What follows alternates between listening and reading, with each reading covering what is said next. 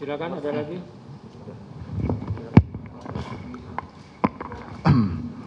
Mohon izin yang mulia saudara ahli guru besar ahli pidana tadi disampaikan dan sudah diambil sumpah. Hari ini diambil keterangannya.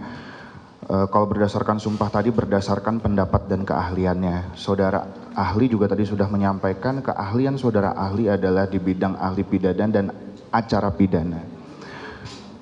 Mohon saudara ahli jelaskan apa itu pidana, apa itu acara pidana. Mohon izin saudara ahli.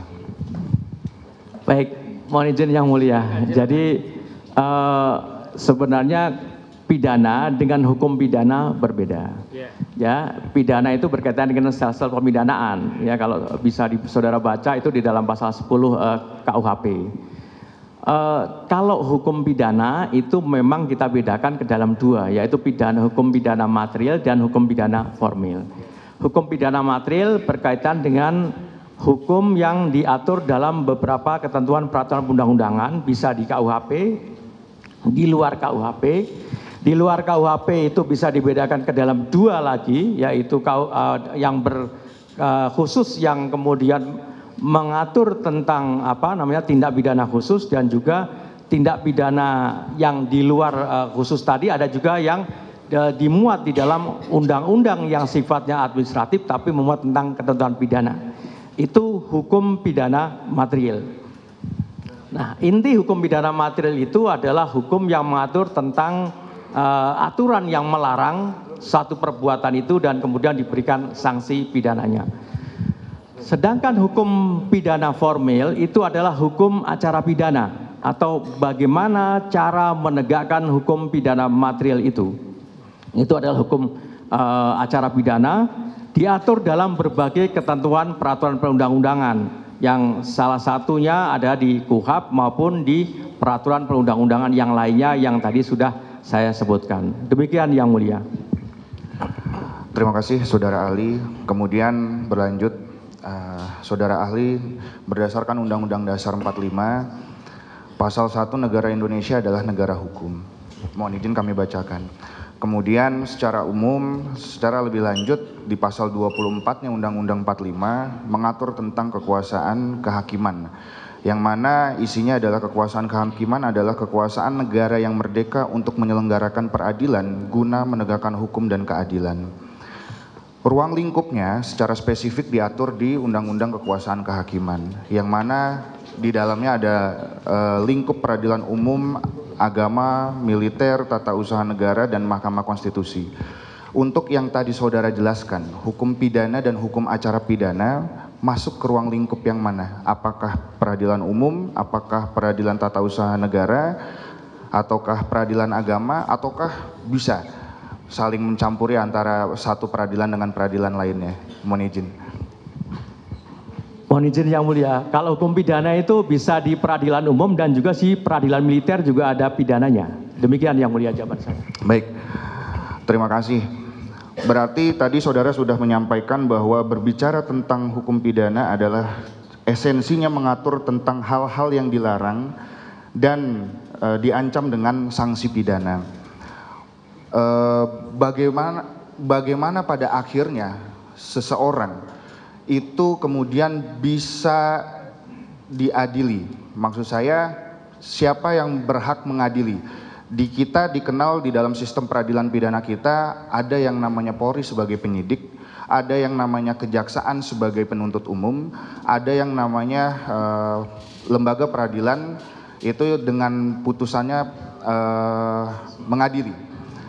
Nah, yang ingin saya tanyakan kepada saudara ahli adalah apakah kewenangan untuk memutus seseorang itu terbukti dan bersalah itu letaknya di mana? Apakah di penyidik, apakah di penuntut umum, ataukah di pengadilan? Demikian saudara ahli. Mohon izin yang mulia, saya kira yang jelas pertama tidak di lembaga pra-peradilan, begitu yang mulia. Jadi itu nanti di peradilan umum menyangkut berkaitan dengan perkara pokoknya. Nah, saya kira saya hadir dalam kesempatan di forum yang mulia ini adalah untuk memberikan satu penjelasan bahwa lembaga pra-peradilan itu hanya berkaitan dengan 3 objek yang tadi sudah saya jelaskan di dalam pasal 77 dan juga putusan Mahkamah Konstitusi. Saya kira fokus ke sana, barangkali demikian Yang Mulia. Benar. Silakan pertanyaannya fokus pada Baik, peradilan ya. kami langsung fokus. Berarti di dalam hal ini kita berbicara pra-peradilan. Tadi saudara sudah menyampaikan tentang formil dan material, berarti di pra-peradilan ini terkait dengan formil. Saudara ahli perlu diketahui dari kemarin tanggal 1 kita sudah beracara. Mulai dari pembacaan permohonan, jawaban, replik duplik, dan kemarin kita melaksanakan pembuktian. Saudara kemudian menyampaikan bahwa pra-peradilan itu menguji terkait dengan aspek formil. Kemarin dihadirkan saksi-saksi yang kalau misalkan kita cek satu persatu, kemarin kita sampaikan itu kesemuanya rata-rata adalah saksi yang sifatnya material. Mohon izin secara ringkas kami izin bertanya untuk menanyakan pendapat daripada saudara ahli. Saudara ahli yang pertama. Izin, itu ditolak. Kenapa? Keberatan Yang Mulia. Bentar. Apa? Ya. Ini. Bentar. Yang diajukan ke persidangan pra-peradilan, apakah menilai aspek formil saja atau juga material? Formil Yang Mulia. Formil, udah itu. Yang lain, pertanyaan yang lain. Baik. Sementara cukup Yang Mulia. Terima kasih. Mohon izin Yang Mulia. Ya. Mohon izin ahli. Nah, terkait dengan tadi sudah disampaikan oleh ahli, baik ditanyakan oleh hakim maupun rekan kami, ruang lingkup di pra-peradilan ini sudah sangat jelas. Terkait dengan esensi, mohon ahli jelaskan, terkait dengan esensi pasal 4, pasal 5 KUHAP, termasuk pasal 6, pasal 7 KUHAP. Mohon ahli jelaskan. Mohon izin Yang Mulia, mohon saudara bisa bacakan sehingga saya bisa menjelaskan apa makna pasal itu. Silakan dibacakan, karena tidak semua pasal. Karena saya tidak mungkin hafal semua pasal. Terima kasih Undang-undang banyak. ahli, lapisan. terima kasih ahli. Ya. Pasal 4 KUHAP, penyelidik adalah anggota Kepolisian Negara Republik Indonesia. Pasal 5, bahwa penyelidik atas kewajibannya mempunyai kewenangan. 1, nah, ayat 1-nya itu adalah menerima laporan polisi, mendatangi TKP dan seterusnya. Adapun penyidik di pasal 6 adalah anggota Kepolisian Negara Republik Indonesia. Nah, dengan ketentuan yang telah diamanatkan dalam pasal 6 yang mempunyai tugas dan kewajiban dalam menjalankan kewenangan itu ada di pasal 7. Itu esensinya Pak ahli. Namun terkait dengan hal-hal itu, nah karena ini kan menyangkut kepada tupoksi kita atau tindakan-tindakan kita yang akan dilakukan dalam, mungkin akan kami tanyakan di pertanyaan selanjutnya ahli. Terkait dengan proses penyidikan adalah serangkaian tindakan penyidik dalam mencari atau mengumpulkan barang bukti keterangan saksi yang menurut tata cara yang diatur oleh undang-undang. Ini, nah terkait dengan hal itu, dalam perkara ini kaitannya adalah serangkaian tindakan penyidik untuk mencari keterangan saksi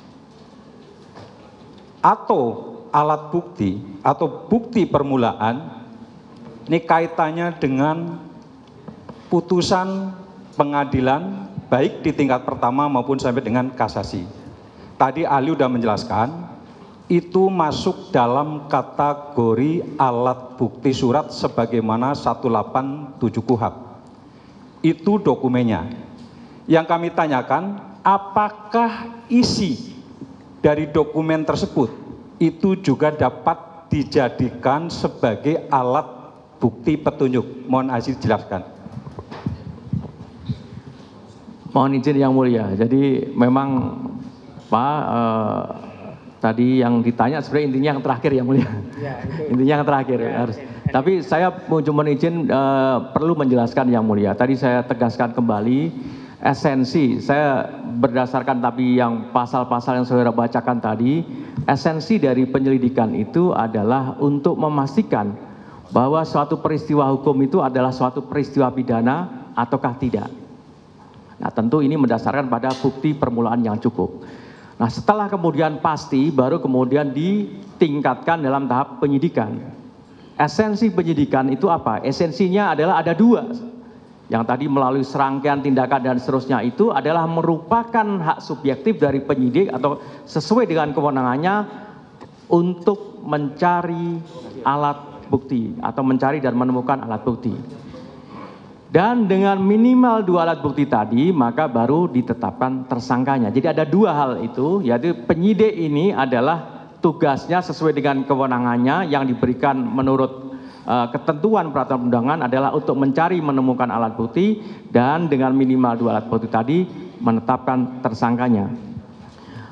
Terakhir pertanyaan saudara tadi berkaitan dengan apakah di dalam putusan pengadilan yang telah berkekuatan hukum tetap tadi, yang kemudian ada adresat menyebut dan seterusnya tadi, itu bisa dijadikan sebagai petunjuk.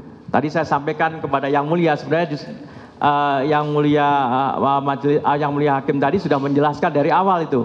Dari awal terkait dengan putusan pengadilan itu yang berkaitan dengan adanya menyebut nama X menjadi DPO dan seterusnya itu bisa dijadikan sebagai petunjuk bagi penyidik untuk kemudian menindaklanjuti hal itu. Nah, penyidik tugasnya apa? Ya tugasnya nyari alat bukti. Alat bukti yang dicari yang seperti apa? Yang sesuai dengan 184 ayat 1 KUHP, baik itu huruf A, huruf B maupun huruf C. Demikian Yang Mulia jawaban saya. Lanjut, ahli, mohon izin. Nah, terkait dengan alat bukti tadi yang 184 disampaikan oleh ahli, khususnya di 189 KUHP, ayat 3-nya bahwa keterangan terdakwa adalah hanya berlaku untuk di ayat 3-nya, adalah untuk berlaku untuk dirinya. Yang selanjutnya di pasal 52, KUHP juga memberikan keleluasaan menurut hukum bahwa seorang tersangka dalam pemeriksaan, dalam proses penyidikan maupun dalam proses pemeriksaan sebagai terdakwa di persidangan itu mempunyai hak ingkar.